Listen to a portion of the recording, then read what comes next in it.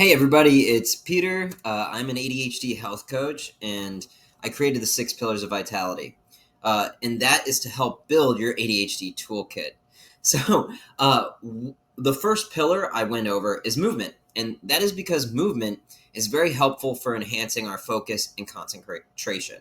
It increases dopamine and norepinephrine, which are crucial for attention and focus.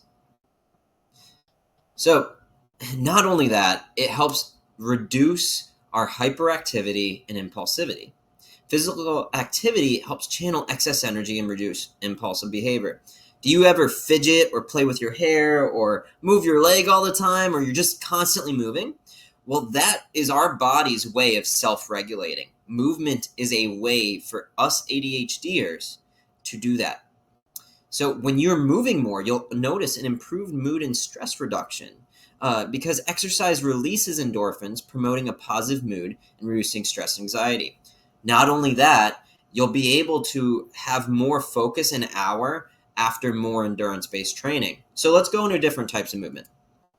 So there's resistance-based training. So this is going to help build muscles, strength, and endurance, improving body composition and metabolism, and enhancing cognitive function and brain health. So why is that important? Well, our brain health is severely affected from ADHD, to where our executive function, our working memory, and other portions of the brain just aren't operating the same as other people's. So if we're able to do everything we can do to enhance our cognitive function and improve our memory, that's a way we can do it. Not only that, if our metabolism is functioning better and our body composition is improved, it's going to help us feel better. Meaning, when we're feeling better, that's one less thing we have to focus on, to where we can do more of the stuff that we need to do in other aspects of our life. So ways to incorporate resistance training. You can weightlift at home or in the gym. I have tons of clients in which I say, hey, get some resistance bands. You put it in the door. You constantly have it there as a reminder. Ideally, one that people aren't using a lot, maybe like a closet door or the washing door, whatever it is. It's nice to have that thing as a reminder. We keep a kettlebell in the living room in the middle of it. So that is a way you can incorporate the resistance training. There's also body weight exercises like push-ups, squats, and planks. You can have a special little portion of your room dedicated to that. So resistance training is not end-all be-all, but it is helpful to have. There is also endurance training. So endurance training is going to boost cardiovascular health and stamina, enhancing overall energy levels and reducing fatigue. Not only that, it improves brain plasticity and cognitive function.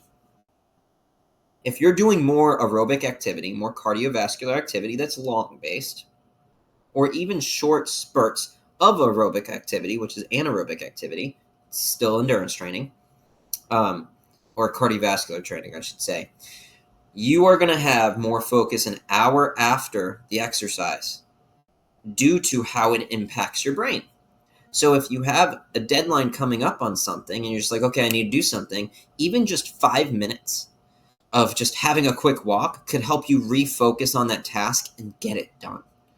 So that is a way you can use endurance training to your advantage. So let's find some ways to incorporate this. Running, jogging, brisk walking, cycling, swimming, or rowing, participating in aerobic classes, or using cardio machines. There's also a way to incorporate both of these things. I like to use hobbies. So what I mean by that is, right now my hobby of choice is rock climbing. I also used to run Spartan races. I wrestled. I did martial arts. I did a lot of different things. This is a way to get me to keep moving because I know it's important for my brain, but sometimes just going to the gym is boring. And I get it. I'm a personal trainer in person too, and I am surrounded by the gym all day. I get how it can be boring, and that is why I prefer to go do my hobbies elsewhere. Yes, I get gym work in. There's a resistance training area at the gym I go to. I use it to warm up, and I use it to have an additional 20 minutes of a workout after I'm done with the rock climbing. But the rock climbing at least gets my momentum going because it's fun. Making it fun is important in overall connecting it with your why. Not only that, but if you're doing hobbies, maybe you have more social aspects of it. I know with rock climbing, I have made so much more friends doing that.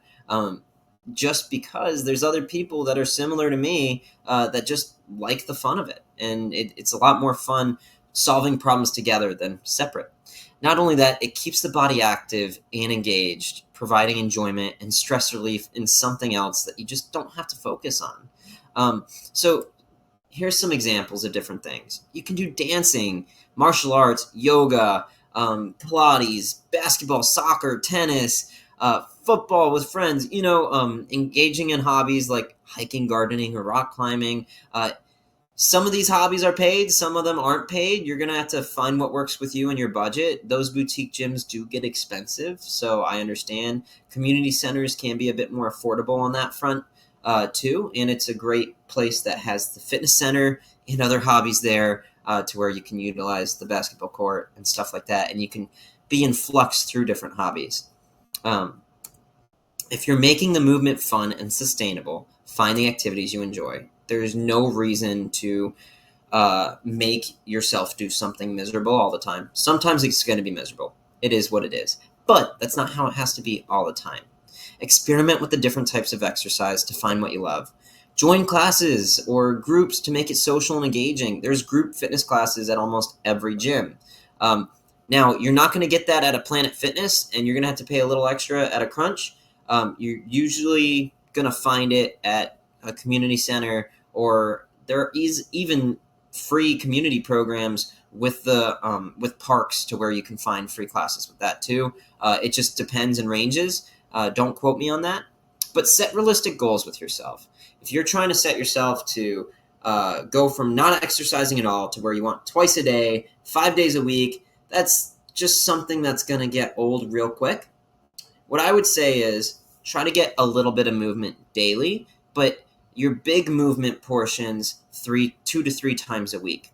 And that's something that at least keeps you engaged and keeps you going without having this huge time commitment all the time. So start with small achievable goals and gradually increase intensity. Track your progress to stay motivated and see improvements. What are you trying to work on?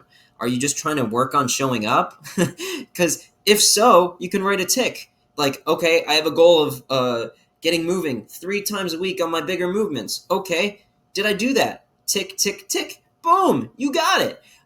If not, you had 2. Well, was that better than last week, or what can you do to improve? What was going on? You can plan ahead for this stuff too. Combine different types of exercises for a balanced approach. That way, you're not as likely to get injured. You're still likely, but if you have a more well-rounded approach, not only is it helpful for your brain, but it's helpful for your body.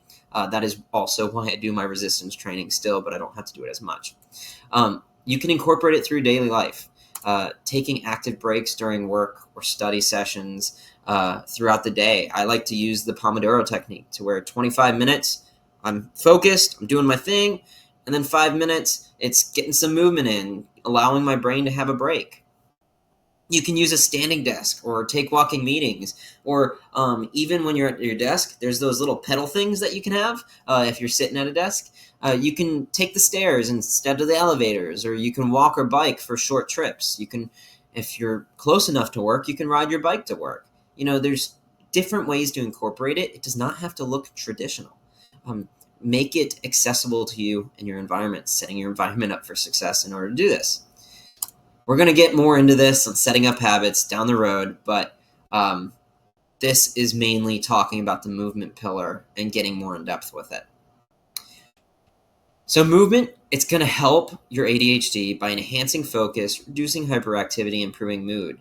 Different types of movement offer different benefits. Encouragement to start moving is by making it fun and getting more active in your community, having more social events with it.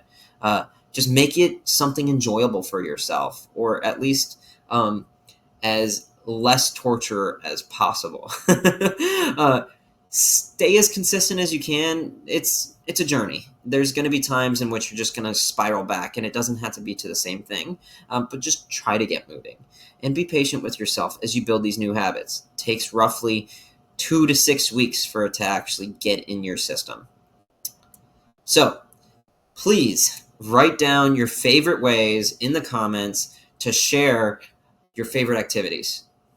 However you want to get moving, please write it down in the comments. See what works. If you haven't already, please subscribe and share this with friends that this is helpful for, or that you find this is helpful and they may get some benefits from it. If you want some more tips on managing ADHD and improving vitality, feel free to email me, admin@vitalu.org. I do respond to my emails, and it is under me right now because I'm more than happy to help. I'm an ADHD health coach. This is literally what I do. So please let me know. Thank you for watching. Please, if you have anything you're really struggling with, write it down in the comments so I can make videos on them and help you down the road too. That way I know more of what you want to see and what you're struggling with, and I can have a whole thing out there for you. We're ADHDers. We're just trying to be healthy ADHDers now. Let's do it.